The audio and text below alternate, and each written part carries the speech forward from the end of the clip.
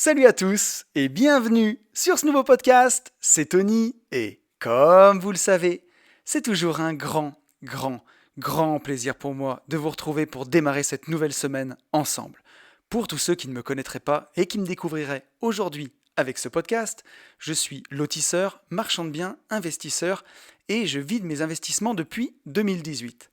J'ai écrit un livre qui s'appelle Riche de liberté, dans lequel je vous explique comment vous pouvez réussir à atteindre votre indépendance financière grâce à la division foncière, en faisant des divisions de terrain, des détachements de parcelles, même des lotissements. La promesse, c'est d'arriver chaque année à dégager au minimum 50 000 euros de marge pour pouvoir en vivre, pour pouvoir prendre votre indépendance, pour pouvoir dire ciao patron et avoir plus de temps pour ce qui vous intéresse vraiment dans la vie. Ce livre, il est dispo sur notre site www.abinvest.net/boutique ou alors sur mon Instagram, vous tapez @une vie de liberté. Vous allez voir, c'est là où je suis le plus présent. J'ai même fait des stories de travaux, dans les stories à la une, vous pouvez voir la division foncière en action. Et on se retrouve chaque semaine sur ce podcast qui s'appelle lui aussi Une vie de liberté. Et chaque semaine, on essaye ensemble d'y voir plus clair pour arriver à mener une vie plus libre, qu'elle soit dans les poches. On va parler un peu argent quand même dans ce podcast, parce que c'est important, mais surtout comment être libre dans sa tête. Parce que pour moi, si on n'est pas libre dans la tête, c'est compliqué d'être libre tout court quand même. Et je vais commencer ce podcast, comme chaque semaine, en remerciant tous les gens qui m'ont mis un message suite au podcast de la semaine dernière. Vous êtes nombreux. Un grand merci à Sam, Jean-Baptiste, Xavier, Yasmine, Olivier, Sam, Jérôme, Philippe, Michael, Nicolas, Mehdi, David, Manu, Quentin, Nadège, Xavier, Nicolas, Sander, Nicolas, Antoine, Vincent, Nimbus, Alex, Loïx, Max, Aurélien, Bye Bye Patron, très bon Instagram si vous voulez aller voir, Cyril, Gwen, Anaïs et Ronald. Donc un grand merci à vous tous. C'est vous qui faites vivre ce podcast qui me permettez chaque semaine d'alimenter ma réflexion pour qu'on puisse réfléchir ensemble à tous ces moyens d'avoir une vie plus libre. On va faire le petit point réseaux sociaux. On est 717 sur YouTube. Ça monte. Bientôt les 3/4 du chemin jusqu'aux 1000 abonnés. Donc ça fait vraiment plaisir. Sur SoundCloud, pareil, 427. Trop bien. Ça monte. Et là où ça me fait vraiment le plus plaisir, puisque c'est là où c'est le plus important d'avoir un petit peu de soutien pour faire connaître le podcast, c'est sur Apple Podcast. On est à 189 notes. Donc c'est vraiment génial. Voilà, on approche des 200. Ça me fait toujours halluciner. Cette semaine, on a eu 3 nouveaux commentaires 5 étoiles. Donc un grand merci à Gurvan, à François et à Ben pour votre commentaire 5 étoiles. Et donc si vous avez un e-device, n'hésitez pas, si vous voulez soutenir le podcast, si vous voulez voter pour une vie de liberté, allez mettre une petite note 5 étoiles avec un commentaire. Ça fait plaisir et ça aide à référencer le podcast. Et j'en profite aussi pour vous dire qu'on est 4015 sur Instagram. Donc ça y est, j'avais fait un peu le ménage dans les comptes fantômes.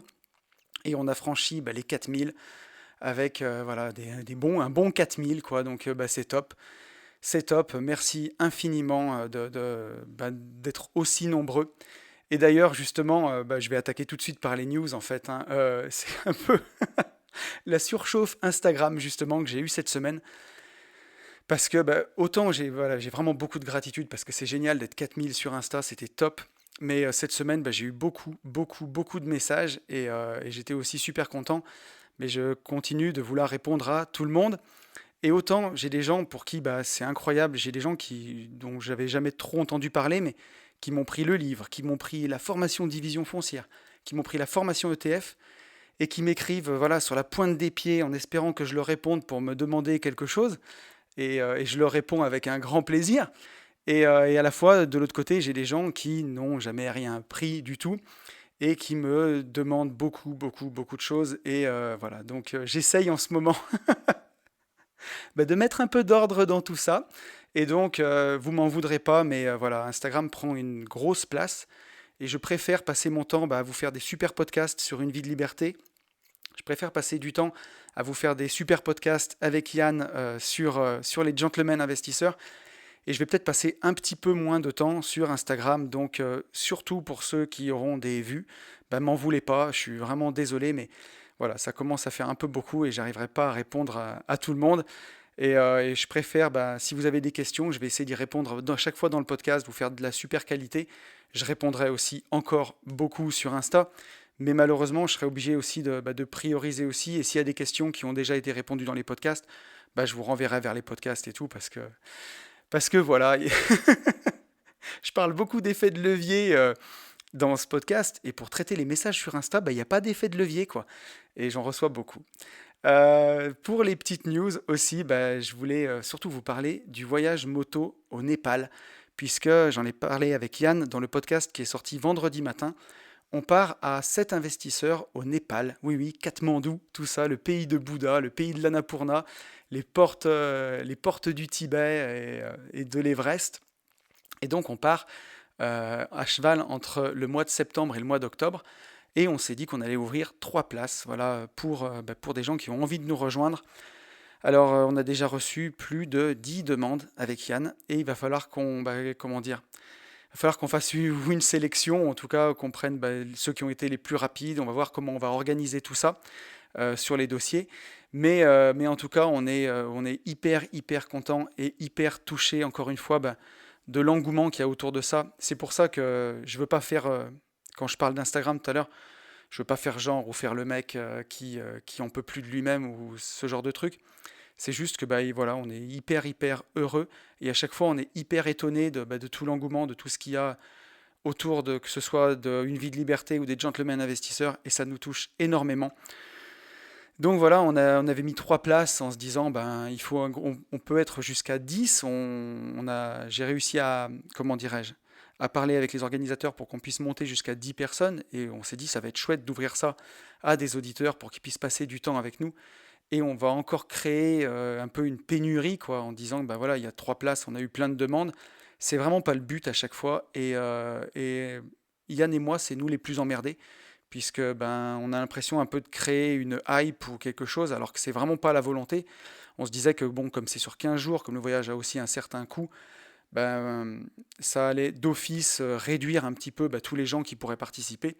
Et vous êtes toujours super chaud, donc ça fait hyper plaisir. Vraiment, vraiment, vraiment, c'est génial. Et puis, je voulais aussi faire un petit point parce que j'ai reçu la Tesla sur ce podcast depuis le temps qu'on se connaît tous ensemble. Vous le savez que j'ai commandé une Tesla il y a quelques mois, que j'ai reçue donc la semaine dernière. Et je suis hyper content. C'est une super voiture. C'est un super outil, que ce soit pour le travail ou pour se déplacer. C'est vraiment génial. Mais je voulais quand même faire un petit point là-dessus, c'est que ça m'a pas rendu plus heureux que ce que je l'étais. Alors je pense que c'est plutôt un bon signe, mais je trouve que c'était important quand même de le souligner parce que sur ce podcast, je parle beaucoup de minimalisme, je parle beaucoup du fait que toutes ces possessions matérielles nous rendent pas heureux. Et cette voiture, il n'y a pas fait exception. Voilà. Et pour tous ceux qui pensent que avoir une Tesla ou avoir une plus grande maison ou avoir tout ça vous rendra heureux, c'est pas le cas. Et si vous attendez que ça vous rende heureux, c'est une arnaque et vous allez être super déçu. Donc ce que je veux dire par là, c'est que la voiture est trop belle, elle me plaît trop, c'est trop sympa, elle accélère très fort, c'est très très marrant, on roule propre, donc il y a plein de choses comment dirais-je, que ça englobe. Le fait que aussi j'aime beaucoup la société, j'aime beaucoup ce qu'elle représente dans les avancées technologiques pour notre futur, mais en soi, m'a pas rendu plus heureux que quand j'avais la Citroën, quoi. Voilà, ça fait plaisir, mais ça... Ouh là là, je mets des coups dans le pied du micro. Ça fait plaisir, mais ça rend pas heureux. Et ce que je veux dire, je le dis souvent sur ce podcast, mais le bonheur, il se décide et le bonheur, il est maintenant. Voilà, il est vraiment maintenant. Il n'est pas quand vous aurez ci ou quand vous aurez ça. C'est juste des trucs un peu plus cool. Je le savais, j'en avais la conviction. Et justement, j'ai pas été déçu puisque je le savais, mais je me suis quand même fait la réflexion. Je me suis dit, si tu avais vraiment attendu que cette voiture te rende heureux en pensant qu'elle te rendrait heureux, qu'elle te donnerait beaucoup de bonheur, tu aurais été déçu. Donc j'ai pas été déçu, au contraire, j'ai été super heureux de la recevoir, mais justement parce que je savais ce que j'achetais et que voilà, un bien matériel en plus, c'est juste une voiture, quoi. Voilà. Donc j'espère que le message sera reçu, mais je trouvais que c'était important de le signaler. On va commencer avec le retour sur le podcast de la semaine dernière. Le podcast de la semaine dernière, c'était la mentalité pirate, le hacker mindset, avec la lecture du Hacker Manifesto de The Mentor. C'est un podcast qui vous a beaucoup plu. Vous avez été nombreux à me faire des retours là-dessus. Et je pense qu'on peut en parler parce que vous avez été super nombreux. J'ai dû faire du tri dans les messages. Donc on a un premier message de Benoît. Benoît qui me dit: Salut Tony, pour revenir sur le dernier podcast, ce qui m'a le plus marqué dans la définition du pirate, c'est le côté aventurier. Cette soif de découverte, de nouveaux horizons, de liberté et de dire fuck au formatage que la société veut nous imposer. C'est cela qui nous donne envie d'atteindre l'indépendance financière, c'est en nous. Pour finir, cet épisode m'a rappelé Tim Ferriss dans son excellent La semaine de 4 heures. Demandez pardon, pas la permission. Merci pour cet épisode inspirant, à plus. Donc, merci à toi, Benoît, pour ton message. Et la citation de Tim Ferriss, tu vois, La semaine de 4 heures, ça fait longtemps que je ne l'ai pas lu. Mais oui, effectivement, alors je ne pense pas qu'elle s'applique pour tout non plus. Mais ce qu'il y a à retenir, c'est que dans la vie, si on veut quelque chose, il ne faut pas demander la permission. On a un message de Yasmine. Yasmine qui me dit: superbe parallèle. C'est vrai que tous les entrepreneurs qui ont du succès ont pensé en dehors du cadre. Ils ont innové, ils ont pensé différemment des autres. Des frondeurs libérés du poids de la société et ses valeurs désuètes. La normalité tue la créativité. J'aime bien me déguiser en pirate sexy pour Halloween. Carrément. Et j'aime beaucoup Jack Sparrow et One Piece, tout s'explique. Ah oui, là, tu t'aimes les pirates. En tout cas, ce texte est très beau, cinglante critique de la société, toujours aussi actuelle malheureusement. Mon crime est d'être plus malin que vous. Je pense que cette petite phrase s'applique bien aux haters. C'est ce que tu fais avec les ETF, soit tu suis ce que te dit bêtement ton banquier et tu te fais pomper des frais à mort, soit tu creuses un peu et tu vois qu'il y a une autre manière bien plus simple et bien plus lucrative de le faire.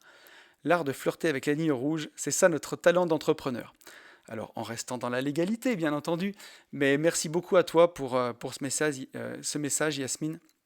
C'est ça en fait, c'est de se dire que mon crime est d'être plus malin que vous. Et dans la vie, on va le voir avec le sujet du jour de ce podcast, c'est que vous devez rien à personne et personne ne vous doit rien. Et ça tient qu'à vous d'être malin en fait. Les gens le feront pas pour vous.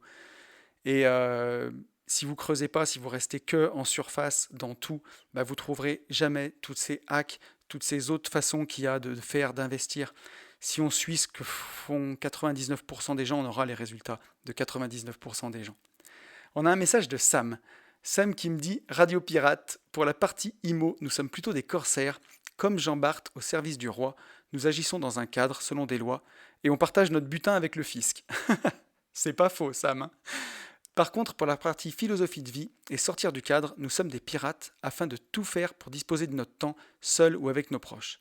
Voyager quand on veut, ou quand Monsieur Castex veut, vivre de nos passions, avoir la possibilité de partir en retraite anticipée, hacker la vie. Pour moi, je suis hors de la matrice et je ne sais pas pour vous, mais il y a un écart de mode de pensée de plus en plus grand depuis que j'ai quitté le boulot. Je ne suis plus du tout compris.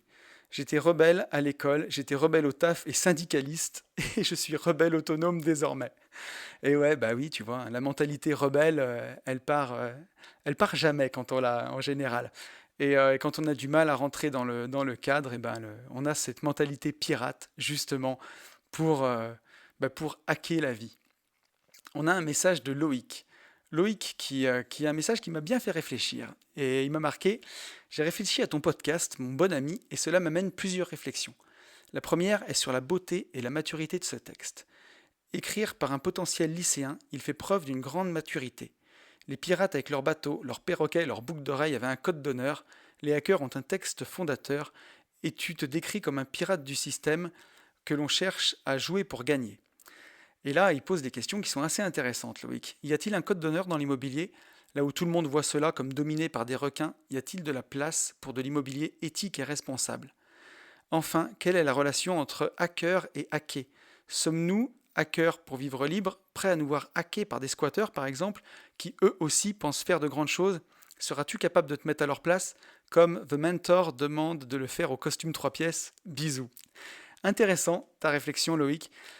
Et ça m'a fait penser au podcast que j'avais fait sur Tony Robbins et sur la PNL, sur la carte et le territoire. Alors un podcast qui à l'époque vous avait retourné le cerveau, mais que en fait les faits sont les faits, et ensuite on a tous des lunettes différentes pour voir les choses. Et la réalité, elle est là, les faits sont là, mais la façon dont on l'interprète, avec nos yeux, avec nos sens, avec notre cerveau, est différente pour tout le monde. Et j'ai envie de dire que tant qu'on fait du mal à personne, tant qu'on n'enfreint pas la loi, en tout cas ce que nous les êtres humains on a décidé comme règle de vie pour arriver à vivre ensemble sans se voler et sans s'entretuer, je pense que tant qu'on a un petit peu ça en tête, ma foi, on peut faire ce qu'on veut. Et il faut un peu choisir son camp, entre guillemets. Et ça sera bah, tout l'enjeu du podcast d'aujourd'hui. Mais que malheureusement, dans la vie, on a tous une vision de la réalité différente. On est tous quasiment convaincus d'avoir raison dans ce qu'on fait et d'avoir un peu compris la bonne façon de vivre. Et souvent, ces choses-là ne nous mènent pas aux mêmes endroits, ou en tout cas, on a des intérêts différents. Le patron, il va avoir intérêt à maintenir le salaire de ses salariés dans les limites du responsable et à les faire travailler le plus efficacement possible pour gagner le plus. Et le salarié, lui, il va plutôt avoir intérêt à en faire le moins possible pour être payé le plus possible. Et chacun, dans son univers, pense avoir raison, et peut-être a raison en tout cas de son point de vue. Chacun a raison de son point de vue. Maintenant, il y en a un qui est dans une team et l'autre qui est dans l'autre team. Chacun va faire des choses dans son coin en pensant avoir raison. Donc, et tout en restant en plus dans la légalité, le patron ne peut pas payer ses employés au-dessous du SMIC et l'employé ne peut pas arrêter de se pointer au boulot et continuer d'être payé. Donc voilà, donc quand je dis hacker, mindset de pirate, parfois c'est sûr qu'on peut flirter avec les limites. Moi, j'encourage pas dans ce podcast à faire n'importe quoi et à s'affranchir de la loi. C'est pas du tout ça. Et pour le coup, là, les squatteurs, eux, s'affranchissent de la loi. Donc, ils sont en train d'enfreindre des règles qu'on a mis ensemble bah, pour arriver à vivre ensemble. Alors que par exemple, celui qui va acheter un appartement, 10, 20 appartements, il est en train de hacker le système en utilisant le crédit, en utilisant le levier et en multipliant ce que des gens, par exemple, peuvent faire pour leur retraite. Acheter 2 appartements pour leur retraite, la personne va en acheter 20. Elle est en train de hacker entre guillemets, une faille du système qui permet d'avoir des revenus passifs en multipliant ça. Mais elle reste dans le cadre de la légalité, rien n'interdit de le faire. Bon, squatter un appartement, c'est interdit par la loi. Donc voilà, moi je pense que tant qu'on reste dans le cadre des règles qui nous régissent pour qu'on arrive à vivre ensemble, on peut être un pirate dans ces règles-là. Mais voilà, après se mettre à la place de gens qui sont hors la loi, tout ça, c'est très très très compliqué, mais malheureusement ou heureusement, dans la vie, il faut choisir son camp. Parfois, tout le monde a raison de son point de vue. Et quand quelqu'un pense avoir raison et qu'il est hors la loi le remet dans le cadre. Mais voilà. Mais en tout cas, ton message était très intéressant. Et j'ai gardé pour la fin le message d'Alex qui va nous permettre d'enchaîner sur le sujet de la semaine. Alex, donc mon pote, Alex, l'administrateur du groupe Facebook numéro 1 en France, le plus gros groupe Facebook d'immobilier, le Club des Rentiers. Alex qui me dit: j'ai écouté ton podcast et top, merci pour le clin d'œil. Depuis tout petit, j'ai dû être malin pour rivaliser avec les camarades car je venais d'une famille modeste. La richesse, quand tu as 6 ou 7 ans, ne se comptait pas en dollars, mais en billes. Donc avec un faible capital de billes, je devais m'entraîner beaucoup et savoir avec qui jouer pour exploser ma renta de billes. Et j'ai gardé cet esprit de pirate espiègle, car en IMO on n'a pas le temps, il faut des raccourcis. On ne peut pas attendre 25 ans pour profiter d'un truc, donc hacker pour moi, ça veut dire aller plus vite pour profiter plus tôt. Attendre 25 ans, quand tu peux compter vivre 80 ans, c'est là où se trouve l'arnaque d'après moi. Donc comme on ne vit pas assez longtemps, faut couper à travers champs et faut pas suivre le chemin que tout le monde suit, comme tu as su très bien le dire. J'ai aussi adoré quand tu as parlé de ne pas attendre d'autorisation. Je ne compte plus le nombre de personnes qui ont commencé des projets sans avoir tout en place. Beaucoup ont lancé des business sans être déclarés au début, et donc en ayant déjà des clients le jour où ils se légalisent. Et tu sais quoi? Leur boîte existe encore, alors que ceux qui veulent trop bien faire sont étranglés par les charges avant même d'avoir commencé. Il n'y a pas de hasard. Il faut vraiment avoir l'esprit pirate et aussi l'esprit pionnier si on veut performer. C'est surtout vrai si on commence de zéro, car sinon le retard peut être important le temps d'amorcer la pompe. Et ce qui nous manquera toujours, c'est le temps. Merci pour ce podcast. Merci beaucoup à toi, Alex, surtout pour ce message, parce que ça fait hyper plaisir, il est vraiment puissant, il n'y a pas grand-chose à ajouter. Alors quand on parle de pirates, j'encourage pas à enfreindre la loi, mais c'est vrai que sur les groupes, je vois souvent des gens qui ont envie d'investir ou qui ont envie de démarrer leur boîte et qui se posent 50 fois la question de savoir s'il faut faire une SAS, s'il faut démarrer en auto-entrepreneur et ainsi de suite, et qui ne font rien. Mais voilà, jusqu'à si vous faites un tout petit peu de chiffre d'affaires, si vous commencez à avoir des clients et que vous n'êtes pas structuré, on va dire n'importe quoi. Si vous voulez démarrer un business de bijoux sur Internet, si vous commencez à vendre vos bijoux comme ça, sans aucun cadre légal, et que vous faites 100, 200, 300 euros de chiffre d'affaires, les impôts vont pas vous tomber dessus et vous n'allez pas aller en prison pour ça. Par contre, après, ben, si un jour vous commencez à faire 700, 800, 1000 euros, et ben à ce moment-là, tout de suite, il faut vous structurer, mais au moins vous avez essayé, vous avez vu que votre idée, elle fonctionnait, elle marchait, et là vous vous structurez, vous faites une société, vous êtes légal, et ça fonctionne. Mais si jamais, ben, par peur de créer une société, par peur de ne pas y arriver, eh ben, au final, vous ne faites rien. Vous n'investissez même pas, vous ne commencez même pas à faire vos colliers, vous faites rien du tout. Et c'est ça qui est le plus dommage. Euh, Avoir cet esprit pirate, c'est ça. C'est démarrer les choses, même si tout n'est pas parfait au début. Et dès que ça commence à marcher, eh ben, à ce moment-là, vous vous remettez propre, vous vous remettez dans les clous. J'encourage bien entendu pas à faire des choses illégales. C'est pas du tout ça. Ce que je veux dire par là, c'est que il faut parfois pas se paralyser pour des choses qui n'en valent vraiment pas la peine. Et je reviens aussi sur ce que tu dis, Alex, sur voilà, attendre 25 ans d'avoir remboursé les biens quand on vit seulement 80 ans. Ben oui, c'est là qu'elle est l'arnaque. Et si vous achetez de l'immobilier, vous remboursez votre crédit, puis vous attendez d'aller au bout du crédit, c'est trop long et on n'a pas le temps. C'est pour ça qu'il faut hacker les choses. Et hacker, ben, ça passe par le fait de faire beaucoup d'investissements, d'arbitrer ces investissements. N'attendez pas, comme tout le monde, d'avoir fini de les payer pour pouvoir profiter des loyers. La plupart des gens font ça, se disent je pourrais au moins profiter des loyers en plein car mon investissement sera remboursé. Mais si vous avez pris un crédit sur 25 ans, au bout de 25 ans, votre bien il est entièrement à rénover. Donc il vaut mieux arbitrer peut-être quand il a 10 ans pour pouvoir réinvestir derrière, faire des nouveaux travaux, rendre d'autres biens neufs et ainsi de suite. Si on fait ce que fait tout le monde, on aura les résultats de tout le monde. Et ça va m'amener un petit peu sur le sujet de la semaine, parce que ce message-là, le temps qu'il faut pour investir, le fait que tout le monde ne sait pas comment faire, tous les messages que je reçois de gens qui ont besoin d'aide, ça m'a inspiré le sujet de la semaine.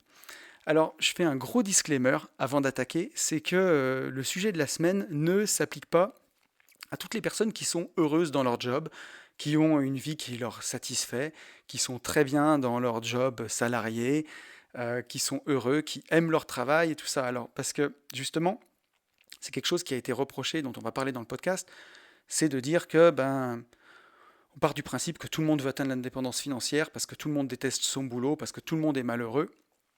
Et moi, j'ai pas la prétention de dire ça. La chose est qu'en ayant un podcast qui s'appelle Une vie de liberté, en parlant sur mon Instagram de liberté financière, j'ai un biais de confirmation qui fait que tous les gens qui viennent vers moi, tous les gens qui me parlent et tous les gens avec qui je parle au quotidien cherchent à atteindre l'indépendance financière. De là à extrapoler et à dire que tous les gens cherchent l'indépendance financière, il y a peut-être un pas que je franchirai pas. Donc ce podcast, il s'adresse vraiment aux gens qui écoutent mon podcast, qui n'aiment pas leur job ou qui ont envie d'être plus libres ou alors qui voudraient faire leur job à mi-temps. Il s'adresse vraiment à tous les gens qui ont cette envie d'indépendance financière. Ceci étant dit, voilà ce qui m'a emmené le sujet de la semaine. C'est que quand on fait des podcasts, quand on a un groupe Facebook d'immobilier, comme pour Alex du Club des Rentiers par exemple, c'est qu'on a à cœur d'aider les gens. Ou comme le podcast qu'on fait avec Yann, les Gentlemen Investisseurs, c'est vraiment qu'on a envie d'aider. C'est que pour les gens qui font ça, pour moi, pour Yann, pour Alex, on a réussi à quitter la rat race. Et en tout cas, là, je vais parler pour moi, mais on ressent un peu comme un devoir, comme une mission, de partager un peu ce qui nous a permis d'en arriver là pour éviter aux autres de faire des bêtises, que ce soit dans les techniques d'immobilier pur, vraiment, ou alors plutôt dans le mindset. En tout cas, moi, ce qui m'intéresse le plus, les techniques IMO d'investissement pur, il y a des gens qui le font beaucoup mieux que moi sur YouTube. Vous allez voir Yann Darwin, toutes ces vidéos, c'est hyper didactique, hyper bien expliqué.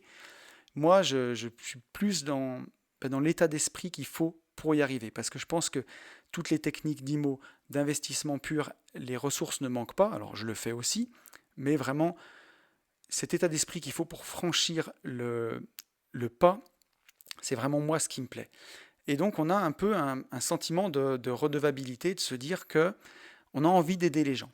Et sur les groupes, justement, on voit beaucoup de gens en souffrance, qui sont en souffrance dans leur job. C'est ce que je disais tout à l'heure, ou en message privé, je reçois des messages qui sont parfois extrêmement touchants, de gens qui, même quand je dis parfois, je reçois des messages qui sont très touchants, de gens qui sont au bord du burn-out, de gens qui souffrent. Parfois, je lis des messages et j'ai l'impression de voir ma vie d'il y a quelques années, en me disant, ces gens-là, ils sont là où moi j'en étais il y a 5, 6, 7 ans, quand j'étais hyper malheureux, quand j'étais ben voilà, à fond dans mon burn-out. Et il y a aussi ça qui me donne envie d'aider. Et la question que je me suis posée cette semaine, et qui va m'emmener au sujet de la semaine, c'est que sur cette proportion de gens en souffrance, et ben statistiquement, il y en aura seulement une seule partie qui réussira vraiment à atteindre l'indépendance financière. Et voilà, et malheureusement, les autres, il y en a qui, ben, ou qui n'essayeront même pas, parce que l'ampleur de la tâche est trop grande, ou alors qui échoueront, qui n'y arriveront pas. Et justement, alors pour aller dans le parallèle tout au bout, je me souviens que au début où je faisais de la muscu, hein, vous allez voir où je veux en venir, mais on se disait quand on allait s'entraîner qu'on allait sauver nos vies. C'était vraiment notre truc, on se disait qu'on allait sauver le monde à l'époque où je m'entraînais, parce qu'on avait l'impression que voilà, on avait des jobs quand je commençais qui étaient bah, justement pas très intéressants, et que la muscu sauvait nos vies, quoi, donnait un sens à nos vies. C'était à la fois poétique et à la fois surtout très triste. Et heureusement que derrière, j'ai trouvé plus de choses pour trouver du sens. Mais on avait vraiment l'impression de sauver nos vies. Et je m'en souviens quand, au début des investissements, je retrouvais un peu cette même signification où je me disais, mais je vais sauver ma vie, l'investissement va sauver ma vie, va me sauver de la rat race. Et justement, c'est ce qui m'a donné envie de trouver ce sujet pour le podcast, c'est tout le monde peut-il être sauvé? Voilà. Est-ce que tout le monde peut sauver sa vie? Alors c'est pour ça que j'ai fait ce gros disclaimer au début. Je ne suis pas en train de dire que les gens qui sont heureux dans leur travail de salarié à 35 heures ont une vie de merde ou ne peuvent pas être sauvés. Je parle vraiment des gens qui ont envie d'atteindre l'indépendance financière, des gens qui s'y intéressent, des gens qui sont sur les groupes Facebook, des gens qui viennent parfois me parler en message. Est-ce que sur tous ces gens-là, est-ce que tout le monde peut y arriver? Est-ce que tout le monde peut être sauvé? Et c'est ce qu'on va essayer d'explorer ensemble dans ce podcast. Alors je suis allé voir, hein, vous le savez, à quel point j'aime bien mon petit dico, commencer par ça. Je suis allé voir dans le Larousse parce que c'était rigolo cette expression qu'on utilisait à la muscu, ou alors quand je commençais d'investir, que je disais que l'investissement immobilier allait sauver ma vie. Et je suis allé voir ce que c'était la définition de sauver dans le Larousse. Alors sauver, on a faire échapper un être vivant au risque de mort qu'il encourait. Deux points, sauver des vies humaines.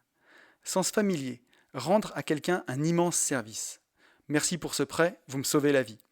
Ça peut être aussi soustraire quelqu'un ou un groupe, quelque chose, à un danger grave ou mortel, les préserver de ce qui les menace. Deux points, vous l'avez sauvé d'une noyade certaine, ou sauver le pays de la banqueroute. On aura peut-être bien besoin de ça. Sauver, ça peut être aussi garder intact quelque chose, garder en vie un organe. Il n'a pas pu sauver sa fortune, les médecins lui ont sauvé la vie. On a aussi dans la définition, sauver, c'est procurer à quelqu'un le salut éternel ou assurer son propre salut. Tiens donc, Jésus-Christ venu sur terre pour sauver les hommes. Là, ça se rapproche un peu du sens que j'avais. Sauver, c'est être l'élément qui, dans un tout, contrebalance les défauts du reste. Dans un film pourri, par exemple. Ce qui sauve ce film médiocre, c'est sa brillante distribution. Donc, dans toutes ces définitions qu'on a du mot sauver, il y a deux choses qui reviennent. C'est un peu la protection d'un danger et aider, quoi. Aider. Assurer son salut. Et donc, bah, c'est un peu ce que j'ai parfois l'impression d'essayer de faire hein, quand je me disais bah, je vais sauver ma vie. C'est s'aider, c'est se protéger d'un danger. Et ce danger, justement, ça serait de passer à côté de sa vie. Donc quand je disais la muscu va sauver ma vie, j'avais l'impression qu'elle me donnait un sens à ma vie à l'époque. Et ensuite quand je disais mais investir, mets de côté, sauve ta vie, c'est ce qu'on disait au début. Et investis, tu vas sauver ta vie, c'était ça, c'était le danger qu'on a, hein, le danger imminent, c'était peut-être de justement passer à côté de sa vie, à faire un job qu'on n'aime pas, 35, 40, alors à l'époque pour moi 60 à 70 heures par semaine, échanger 5 jours de sa semaine pour 2 jours de week-end, échanger 47 semaines, puisque à l'époque je prenais seulement 4 semaines de congé par an, donc échanger 48 semaines de ma vie contre 4 de liberté. Est-ce que c'est un bon deal? Je ne pense pas. Et donc ben voilà, en investissement, j'avais l'impression vraiment de sauver ma vie. Et donc on va essayer de répondre à cette question justement, est-ce que tout le monde peut être sauvé? Alors déjà, la première question, avant de se demander si tout le monde peut arriver à être sauvé, c'est est-ce que moi, dans ma vie, j'ai déjà ressenti cette envie de sauver des gens. Alors bien entendu, vous avez compris, hein, on parle d'un côté un peu humoristique à sauver. Hein. Il y a il y a du recul là-dessus, hein. Il y a une notion, comment dirais-je? Voilà, c'est un peu pour rire, hein, sauver. J'ai pas la prétention de sauver les gens. Je suis pas un pompier,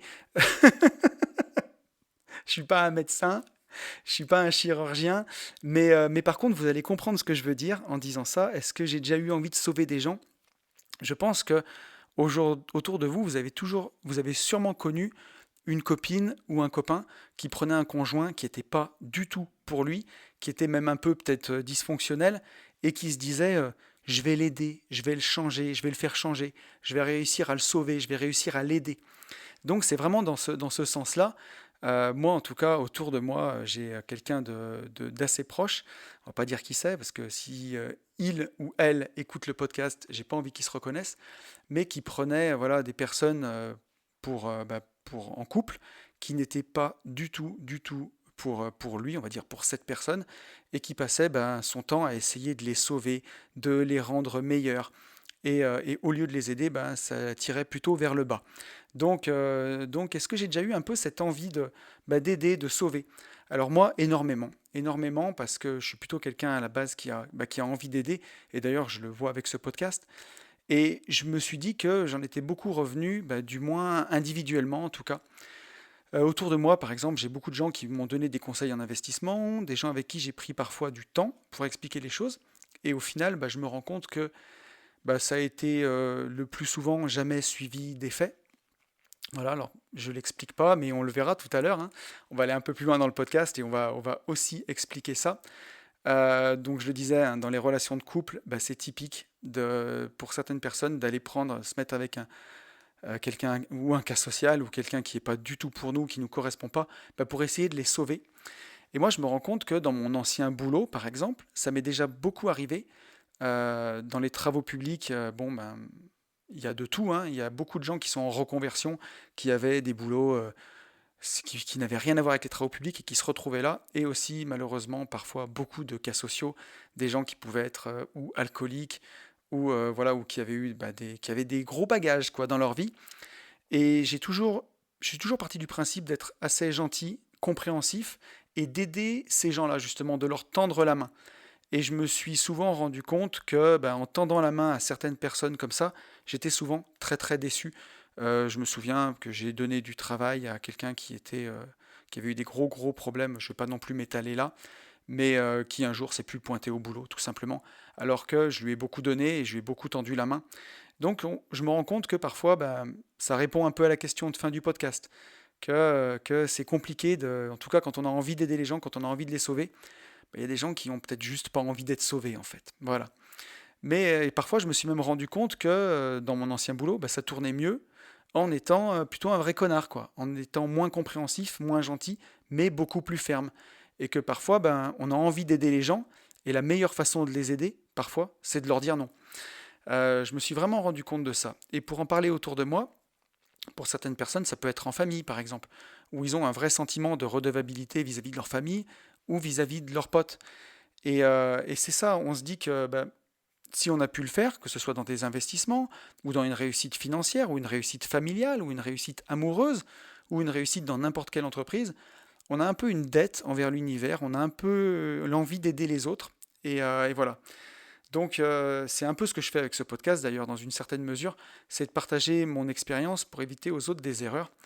Et ça, c'est pas vraiment le sujet. Ce sentiment de redevabilité, d'ailleurs, je pense que on pourra vraiment le développer ultérieurement dans un autre podcast. Mais c'est vraiment très intéressant, ce sentiment de redevabilité. Et donc, ça fait vraiment écho avec ça, hein, puisque sur les groupes Facebook ou dans les auditeurs des podcasts de cette famille de l'indépendance financière, d'un côté, il y a des gens qui ont envie de changer, et de l'autre côté, il y a des gens qui ont envie d'aider. Donc, normalement, on a quand même une rencontre qui devrait fonctionner. Et pourtant, il y a des gens qui n'y arriveront jamais. On va encore continuer d'essayer ça, d'essayer de développer pourquoi, de comprendre pourquoi. Et j'ai voulu faire ça avec une des dernières lectures que j'ai fait ces derniers temps. C'est le livre de 50 Cent. Allez, ça y est, grand écart. On passe des groupes Facebook IMO à 50 Cent. Et pourquoi j'ai adoré ce livre? Donc, ce livre, il s'appelle Hustle Harder, Hustle Smarter. En gros, charbonne plus dur et charbonne plus intelligemment, si on faisait la traduction littérale. C'est un livre pour l'instant qui est que en anglais, c'est le dernier livre de 50 Cent. Pour ceux qui lisent l'anglais, c'est de l'anglais très facile à lire. Niveau troisième, ça passe direct. Donc je vous encourage vraiment à le lire parce que je l'ai adoré. Je l'ai vraiment trouvé bien. Pour ceux qui ne situent pas complètement 50 Cent, hein, donc rappeur américain qui a 45 ans aujourd'hui, qui a eu une grande carrière en tant que rappeur, qui ensuite sa carrière a vraiment décliné, et il s'est mis en tant que producteur businessman, donc il produit des shows télé, et il a une marque de champagne, une marque de vodka. Il s'est mis dans le business et il a eu une grande réussite derrière dans le business. Donc c'est quelqu'un qui est parti de zéro, qui a beaucoup réussi, qui a échoué et qui a plus ou moins tout reconstruit. Il n'est jamais descendu très bas, hein, une fois qu'il était monté. Mais c'est quelqu'un qui a vraiment tout remis sur la table. Et ce que j'ai trouvé fantastique avec ce livre, c'est à quel point il se livre et à quel point on se rend compte que toutes les choses qu'il expérimente dans sa vie actuelle sont des choses que nous, on peut expérimenter. Euh, c'est quelqu'un qui est multimillionnaire. Je pense même qu'il est quasiment milliardaire. Donc c'est une réussite qui est incroyable. Et pourtant, ce qu'il expérimente dans sa vie familiale, il va très loin dans le livre, il se livre beaucoup. C'est des choses qui peuvent nous servir à nous et on se rend compte à quel point, ben, quand on a eu une réussite ou qu'on a réussi à atteindre des objectifs, à quel point même si ben, les différences de fortune sont absolument colossales ou de statut ou de tout, ben, on n'est pas si loin, hein. Ça me rappelle cette citation qui disait que ben, les hommes se différencient par ce qu'ils montrent et se ressemblent par ce qu'ils cachent. Ben là, 50 Cent nous dévoile un peu tout ce qui habituellement il cache, hein, quand il fait le gros dur sur les pochettes d'albums de rap et dans les clips. Ben là, on se rend compte qu'au fond, il expérimente tout ce qu'on peut expérimenter dans nos familles ou dans notre travail et tout ça. Donc c'est vraiment très intéressant. Et là-dedans, il a un chapitre qui nous dit qu'il ne faut pas tomber dans le piège de croire que tout nous est dû. Alors vous allez voir, ça se recoupe un petit peu avec ce sentiment-là de est-ce que tout le monde peut être sauvé.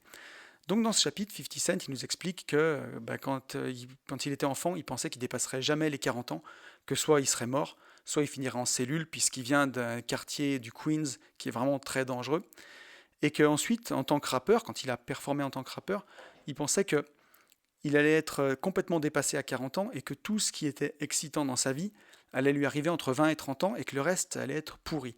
Et en fait, aujourd'hui, bah, il se réveille, il a 45 ans, il a dépassé les 40 ans, il n'avait jamais planifié qu'il irait aussi loin dans la vie, et il se trouve hyper enthousiaste, il se dit qu'il a encore plein de projets, mais ce qu'il nous enseigne, c'est qu'il ne veut plus jamais porter de poids mort derrière lui. Donc on le voit, hein, on va revenir un peu sur ce sentiment de redevabilité, justement. Et lui, il nous dit, ben, ne portez pas de poids mort derrière vous. Ce qu'il nous explique, c'est que ben, dans ses clips, il joue les durs, mais qu'en réalité, il nous dit que c'est vraiment un gentil, et qu'il a cette mauvaise habitude de tolérer les comportements contre-productifs parce qu'il a de la peine pour les gens. Donc je me suis senti moins seul quand même quand j'ai lu ça, je me suis dit mais tout 50 Cent qu'il est, avec la réussite qu'il a eue, il nous dit qu'en réalité lui aussi il est un gentil et qu'il a cette mauvaise habitude de, ben voilà, que quand les gens sont contre-productifs, il les aide quand même parce que il nous décrit dans le livre que c'est comme s'il s'en voulait à lui-même de voir que ces gens-là ne réalisaient pas leurs rêves. Il s'en voulait de voir que ces gens-là n'arrivaient pas à être sauvés, en fait. Et il nous dit que la pitié lui a fait faire des choses insensées, mais que ce qu'il faut retenir, c'est qu'on ne doit rien à personne. Il nous dit, lui, 50 Cent, clairement, et c'est là où il répond un peu à la question que je me pose dans ce podcast, est-ce que tout le monde peut être sauvé? Donc lui, avec son expérience, il nous dit que certaines personnes ne sont pas faites pour réussir, que ça peut sembler dur, mais que toutes les expériences qu'il a eues dans sa vie lui ont prouvé qu'il avait raison.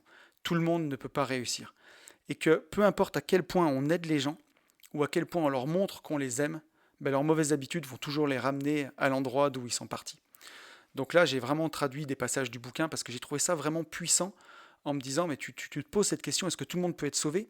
Et il y a un mec qui a eu une carrière incroyable, qui a fait 50 fois le tour du monde, et qui ben, peut-être un peu là, des clés pour répondre à cette question-là. Il nous dit que 50 Cent, une des clés pour travailler plus intelligemment, c'est d'apprendre à identifier ben, justement quels sont ces gens et pour pas qu'ils nous entraînent au fond. Là, il fait un parallèle avec la natation. Il nous dit que la première règle du sauvetage en mer, c'est de ne pas trop s'approcher d'une personne qui se noie et de toujours garder son flotteur. C'est ce qu'on apprend aux maîtres nageurs aux États-Unis. Là, vous les voyez dans l'air Malibu avec leur flotteur rouge. Ben, de toujours garder le flotteur entre soi et la personne pour qu'elle s'accroche au flotteur et pas à nous, pour éviter qu'elle nous saute sur le dos et qu'elle fasse qu'on se noie aussi. Lui, il nous dit que dans la vie, c'est parfois comme ça. Il y a des fois, on a envie d'aider des gens, de sauver des gens, mais qu'à la place de les aider, on finit tous les deux au fond du trou. C'est que la personne, elle se met sur notre dos, et au lieu qu'on puisse l'aider, elle nous entraîne au fond, quoi. Et 50 Cent nous dit, ça ne veut pas dire qu'il faut aider personne, mais qu'il faut faire ça intelligemment. Et ça m'a fait écho parce que voilà, quand je faisais au début de ce podcast le parallèle avec Instagram, où des fois j'ai l'impression que j'aide des gens, il y a des gens qui m'écrivent beaucoup, qui prennent beaucoup, mais qui ne donnent pas grand-chose. Alors c'est à moi de mettre les limites, on est bien d'accord, ça me fait plaisir d'aider, mais il y a des fois où j'en ressors complètement vidé. Et vous allez voir dans la suite du texte, je me rends compte un peu de ce qu'il veut dire. Parfois, j'en ressors vidé, j'ai l'impression que c'est vain. Et justement, dans la suite de ce chapitre, 50 Cent, il nous encourage à ne jamais rien attendre de personne. Il nous dit que si on n'attend rien de personne, on ne peut pas se sentir trahi, on ne peut pas avoir de ressentiment pour l'autre, et que justement, il faut accepter d'être responsable de tout. Et là, on le verra, c'est encore une des clés, encore une fois, cette clé-là. Parce que si on est responsable de tout, on peut être à 100% focus pour être la meilleure version de nous-mêmes. Et là, il nous donne l'exemple de sa première femme, en fait. Et là, c'est assez passionnant parce qu'il nous dit que il a eu une première femme avec qui il a eu un enfant, et ça, tout ça, il l'a eu avant le succès. Et ensuite, il est devenu connu en tant que rappeur, il a eu énormément de succès, et il s'est dit, cette femme-là, elle m'a fait confiance avant que j'ai du succès, même si on n'est plus ensemble, je me dois de l'aider.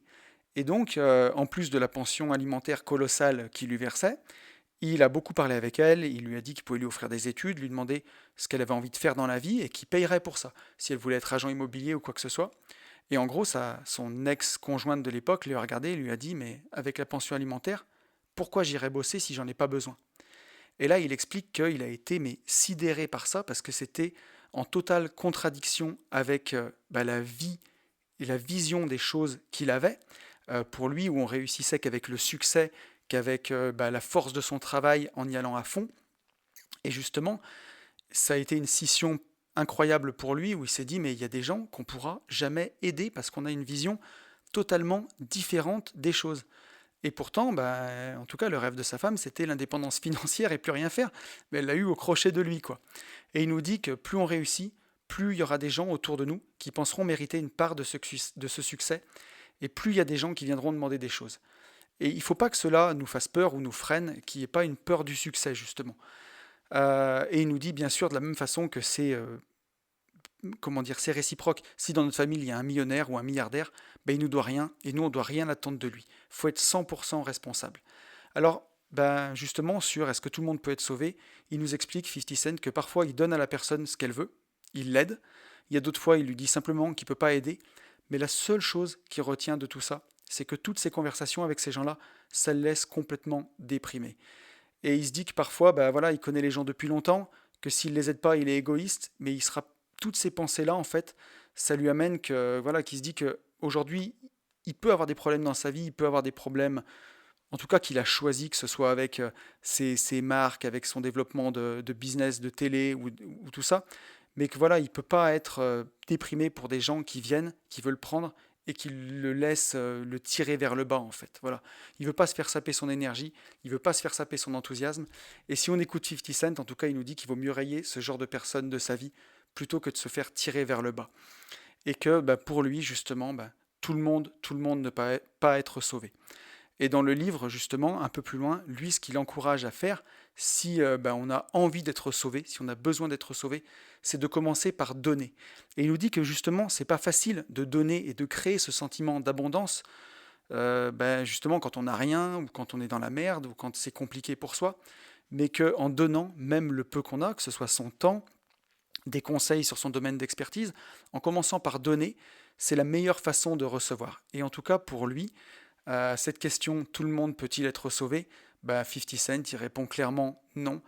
Qu'il y a des gens qui veulent peut-être le même but que nous, mais qui ont une façon tout autre d'essayer de l'atteindre. Et que voilà, si on a envie d'être sauvé, en tout cas, il faut commencer par donner. Et justement, ça m'amène à la dernière partie de ce podcast, c'est où on va essayer de répondre à cette question. Est-ce que tout le monde, est-ce que tous ceux qui ont envie d'atteindre l'indépendance financière, est-ce que tous ceux qui veulent une vie plus libre peuvent y arriver, peuvent être sauvés? Et pour ça, j'ai pris l'exemple d'Alex, encore une fois, du groupe Facebook Club des Rentiers. puisqu'il s'est passé quelque chose ces derniers temps que j'ai trouvé assez significatif et dont on va parler maintenant. C'est que sur Internet, vous le savez, il y a plusieurs groupes Facebook, hein. Il y a Immobilier Rentable, par exemple, hein, de Kevin Simoes, qui est un très très bon groupe. Il y a Grosse Renta Imo, un groupe qui est très intéressant, de Seb Morin. Et il y a aussi celui d'Alex, donc, qui est pour l'instant toujours le plus gros, qui s'appelle le Club des Rentiers. Donc quand vous avez envie de vous renseigner sur l'immobilier locatif, vous en avez un qui s'appelle par exemple Immobilier Rentable, un autre Grosse Renta Imo, et un autre qui s'appelle Club des Rentiers. Je ne vois pas comment on peut être plus explicite dans le nom. Et donc Alex, récemment, il a posté une photo de lui sur ce groupe Facebook donc privé, hein, vraiment un groupe où c'est pas à la vue de tout le monde, on vient s'inscrire pour écouter ça. Comme aujourd'hui, voilà, mon podcast, il n'est pas en prime time sur TF1. Si on veut l'écouter, il faut aller le chercher. Et donc, il a récemment posté une photo de lui en Martinique avec la légende suivante. Donc la légende, c'était ça. Un mois que je traîne en Martinique, un mois à vivre normalement, sans couvre-feu, avec les restos ouverts. Ça donne le sourire. Mais tout ça, c'est possible car j'ai dû faire des choix il y a plus de 10 ans. Et aujourd'hui, je choisis pour mon temps car il est précieux. Si tu dois aller bosser toutes les semaines pour un patron, ton temps n'est pas précieux. On connaît sa valeur d'ailleurs. 10 euros, 15 euros, 25 euros de l'heure, ton patron achète ton temps pour au final pas grand-chose. Il faut que tu le comprennes au plus vite et que tu fasses tout comme moi pour te tirer de ce plan pourri que la société a prévu pour toi. Tu dois pouvoir décider librement de ce que tu as envie de faire le matin en te levant. Depuis quand as-tu commencé tes actions pour t'émanciper? Quand vas-tu commencer sinon? Depuis combien de temps as-tu réussi à être indépendant financièrement? Mets-moi ta réponse en commentaire. Et donc là, on est d'accord, c'est un post qui est, comment dirais-je, c'est du Alex quand on le connaît. Donc c'est fait pour réveiller les consciences, pour choquer.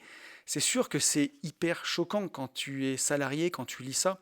Tu dis que ton patron achète ton temps pour pas grand-chose, 10 euros, 15 euros, 20 euros de l'heure, et que tu pourrais te lever tous les matins en étant parfaitement libre de tes journées, de ton temps, faire ce qui te plaît, mais tu es obligé de vendre ton temps pour pouvoir vivre. Et donc ça, c'est pas jeté à la vue de tout le monde, c'est vraiment, pour aller le voir, il faut s'inscrire sur un groupe Facebook, qui encore une fois ne s'appelle pas groupe Facebook d'entraide immobilière, mais s'appelle vraiment Club des Rentiers. Et dans les réponses, justement, là où je suis parti du principe, c'est que quand tu t'inscris sur un groupe comme celui-ci, c'est que tu es en accord avec la philosophie du truc. Ça s'appelle Club des Rentiers, ça s'appelle pas autre chose. Et donc, si tu as envie de t'inscrire là-dessus, c'est un peu que tu as envie d'être sauvé, entre guillemets, bien entendu, vous avez compris la philosophie un peu du podcast, de ce que je veux dire par là. C'est que tu as envie, en tout cas, de devenir toi aussi rentier, tu as envie de comprendre un peu comment on fait, comment on y arrive. Donc je suis d'accord que le post, il est volontairement très provocateur, mais il est fait pour bousculer les consciences. Il est fait pour... Alex, il a envie comment dirais-je, de réveiller, de bousculer les consciences, d'être un peu un lanceur d'alerte. Il t'explique pas que il a raison non plus et qu'il a le secret du bonheur et de la vérité universelle. Il n'est pas en train d'aller sur un groupe qui s'appelle les salariés réunis pour aller balancer ça. Il le balance sur son groupe Facebook qui s'appelle Club des Rentiers. Si tu t'es inscrit là-dessus, c'est que tu es en tout cas intéressé par l'indépendance financière. Et je vais vous lire quelques commentaires qu'il y a eu dans les réponses. Donc la première, par exemple, qui répondait à tout ça, je ne suis pas encore indépendant financièrement, il faudrait être mieux accompagné, car il y a tout de même des risques dans tout ça. Le mieux serait d'avoir quelqu'un qui nous trouve les biens et monte les dossiers pour nous en fonction de leur expertise et de la situation de chacun. Et donc là, c'est pour ça que j'ai parlé de 50 Cent de tout à l'heure. Le gars croit que tout lui est dû. Il faudrait être mieux accompagné. Il faudrait. Mais de quel droit il faudrait? Comment c'est possible de dire ça? Il faudrait de quoi? On a parlé du mindset des pirates. On a compris qu'il fallait être 100% responsable pour tout ça. Donc il faudrait être mieux accompagné. Personne ne te doit rien, pas plus que tu ne dois quelque chose à personne. Donc justement, ce commentaire m'a beaucoup choqué parce que la personne s'inscrit sur le groupe Club des Rentiers et attend qu'on fasse tout à sa place. Ça ne peut pas marcher comme ça.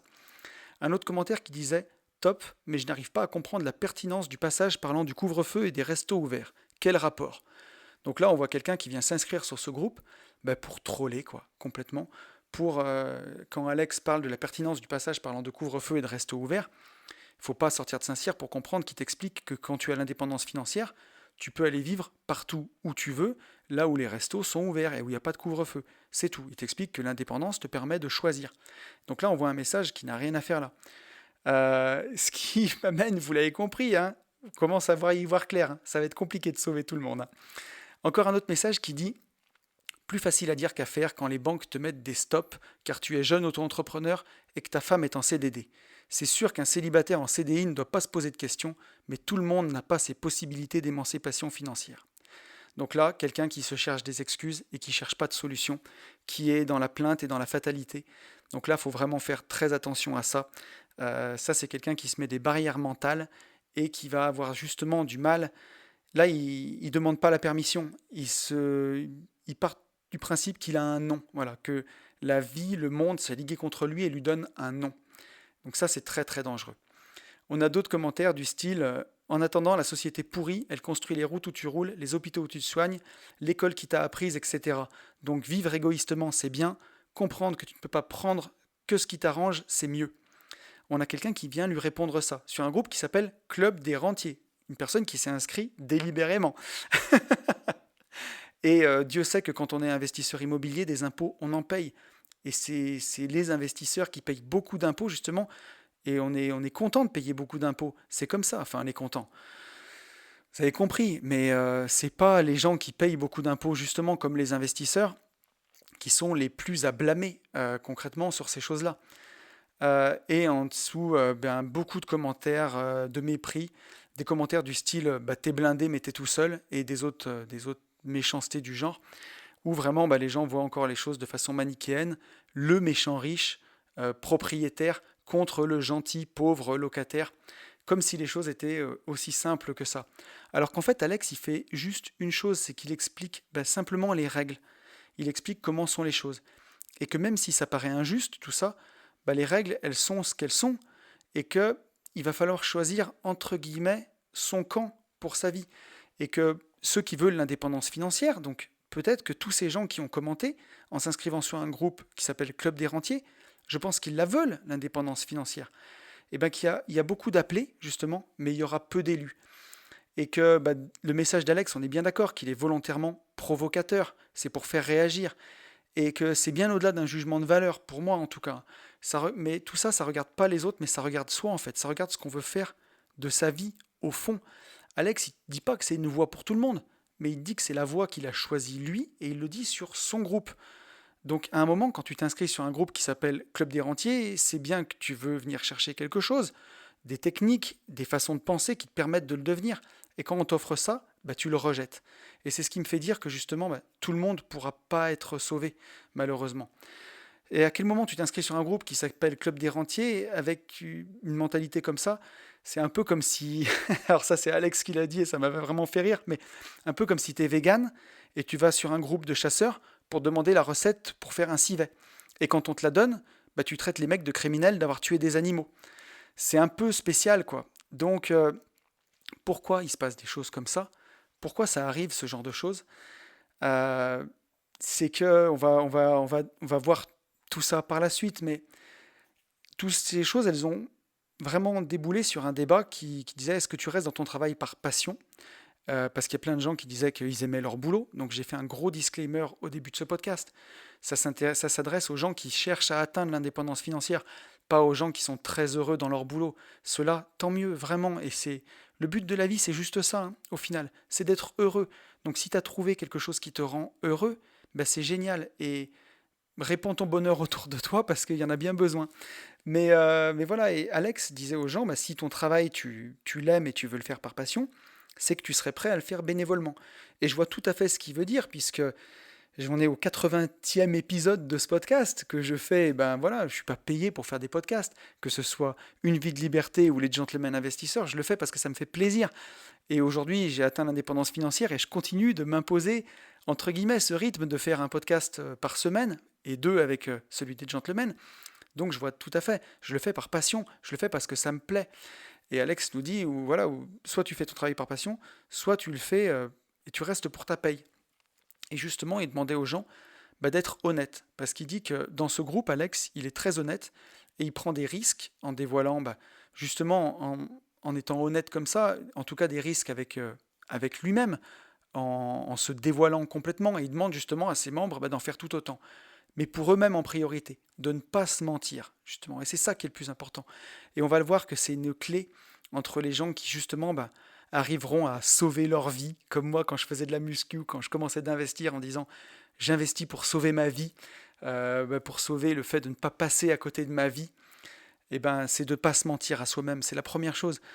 Il y a Sigmund Freud aurait dit, hein, on lui prête ses propos, la plupart des gens ne veulent pas réellement la liberté, car la liberté implique la responsabilité, et la plupart des gens ont peur d'être responsables. Et pour moi, l'info à retenir, elle est là. C'est qu'en fait, sur Internet, c'est pas un manque de connaissances, c'est pas un manque de ressources aujourd'hui, puisque la connaissance, la ressource, elle est partout, que ce soit dans tous les groupes IMO, que ce soit dans les podcasts, que ce soit dans les livres. Les connaissances, la ressource, les ressources sont abondantes. Et c'est très souvent un problème de mindset. Et que quand on s'inscrit sur un groupe comme ça, Club des Rentiers, on voit qu'il y a des gens qui l'ont fait, on voit qu'il y a des gens qui vivent réellement de leurs investissements, qui sont vraiment libres. Et pour certains, eh ben, qui, eux ont envie aussi d'avoir ça, mais qui voient l'ampleur de la tâche, ben, ils préfèrent se raconter des mensonges plutôt que de prendre la responsabilité d'un changement. Ils voient que c'est possible, ils voient que en étant 100% responsables, ils ont toutes les clés pour y arriver, mais devant l'ampleur de la tâche, ils préfèrent reculer, ils voient que c'est possible, mais ils préfèrent le mensonge ou la négation plutôt que de passer à l'action. Donc le message, il est là, c'est que si vous avez envie de sauver votre vie et d'y arriver, eh ben, vous mentez pas, quoi. Le pessimisme, comme on l'a vu dans les messages, d'aller dire que ben, on ne pourra pas y arriver parce qu'on est en CDD, parce que ci, parce que ça, le pessimisme, c'est un poison, et surtout envers soi. Donc il faut surtout, surtout chercher des solutions. Einstein, il disait que tout le monde veut que ça change, mais personne ne veut changer. Et Einstein disait aussi que ben, la folie, c'est de faire encore et toujours les mêmes choses, mais en espérant un résultat différent. Donc voilà, ce qu'il faut retenir de ce podcast, hein, je suis allé de Alex du CDR à 50 Cent, c'est que malheureusement, et ça c'est la vérité, bah, c'est que tout le monde ne pourra pas être sauvé. Tout le monde n'atteindra pas l'indépendance financière. Donc si ça vous plaît, si vous avez envie de l'atteindre, eh ben, il ne faut pas faire partie de ceux qui n'y arriveront pas. Et au final, ben, c'est souvent la peur qui bloque. Et c'est la peur qui est derrière tout ça. C'est en tout cas moi ce que je vois. Et que justement, bah, c'est OK d'avoir peur, parce que forcément, ça fait peur d'investir, ça fait peur de prendre sa responsabilité dans la vie, ça fait peur de prendre des risques. Mais justement, si quelque chose vous fait peur, bah, il faut l'affronter et il ne faut pas s'en aller à reculons. Je l'ai encore vu récemment pour moi, où je sais qu'il y a certains types d'investissements qui me font peur, mais je sais au fond de moi que j'ai envie de les faire et je suis en train de faire ce travail-là justement pour affronter ça. On va pas le cacher, c'est par exemple faire de la promotion immobilière. Pas au sens de construire un bien neuf pour le mettre en location et le revendre quelques années après, ça je l'ai déjà fait.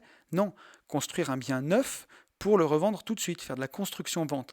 C'est quelque chose que j'ai envie de faire depuis longtemps, mais ça me fait peur. Et aujourd'hui, bah, je suis en train d'affronter cette peur, de ne pas faire ça n'importe comment, de me former vraiment, parce que c'est important. Et puisque j'ai envie de le faire, de me former, de m'entourer des bonnes personnes et d'y aller. Et voilà, et pas s'en aller à reculons, quoi. Pas se dire, mais ça, c'est pas pour moi, alors qu'on sait qu'on a envie de le faire et de se faire surmonter par la peur. Donc voilà, et ce que je veux dire aussi, c'est qu'avec ce podcast, ben voilà, moi je propose quelque chose aux gens, comme Alex, il le propose avec son groupe Facebook, mais que je ne peux pas vous garantir la réussite, je vous dois rien, et je le propose et je le fais de bon cœur, et j'ai tellement envie d'aider et que ça aide les gens, mais je ne peux pas le garantir en fait. Et que voilà, et que toi non plus, bah, tu dois rien à personne, et que du coup, personne ne te doit rien du tout. Et que bah, si tu as envie de réussir, si tu as envie de sauver ta vie, il y a plein de gens qui vont te tendre la main, mais au final, si tu réussis, bah, tu ne devras pas ta réussite à eux, mais tu la dois qu'à toi-même. Parce que ce que je pense, c'est que les gens qui se sauvent, justement, qui sauvent leur vie, bah, vraiment, ils le doivent qu'à eux-mêmes, à leur mindset. Alors même s'ils ont eu des gens qui les ont aidés, ils vont les remercier. Et c'est sûr que ben, seul on va vite, mais ensemble on va plus loin. J'en suis parfaitement conscient et j'en suis parfaitement sûr. Mais que tout ça, ça part d'une impulsion au fond de soi, de vraiment décider de prendre sa responsabilité, vraiment de décider que ben, qu'on sera libre, de décider qu'on y arrivera, de prendre la décision que quoi qu'il arrive, on ne lâchera pas le steak et qu'on continuera, qu'on continuera, qu'on continuera encore et encore jusqu'à ce que ça marche. Aujourd'hui, il y a beaucoup de ressources. On voit que c'est possible. Il y a plein de gens qui le prouvent. Alors on peut se raconter ce qu'on veut en se disant oui, mais lui, à tel moment, il a eu un héritage. Oui, mais lui, il a des gens connus dans sa famille. Oui, mais lui, il a réussi parce qu'il a fait de l'entrepreneuriat. Oui, mais lui, si et ça. Il ne faut pas chercher des excuses, il y a plein de gens qui ont réussi, il y a beaucoup de gens qui sont partis de zéro, il y a énormément d'exemples sur Internet de gens qui l'ont fait, donc c'est possible. Et si tu as envie de croire que c'est possible et que tu décides que c'est possible, alors déjà tu as gagné. Donc voilà, c'est ce que je voulais dire avec ce podcast, c'est que malheureusement, tout le monde ne pourra pas être sauvé, tout le monde ne pourra pas réussir. Mais si tu décides en tout cas que tu peux y arriver et si tu ne te mens pas, alors c'est sûr que tu y arriveras. Voilà, écoutez, j'en ai terminé avec ce podcast. J'espère qu'il vous aura plu. Moi, ce que je vais vous dire, c'est que je vous souhaite vraiment de ne pas vous mentir. Je vous souhaite de choisir la team. Si vous avez envie de sauver votre vie, et vous aurez compris le sens humoristique que je donne à ce mot, vous pouvez sauver votre vie. Je vous souhaite encore une fois le meilleur et vous le savez, je vous souhaite par-dessus tout de vivre libre.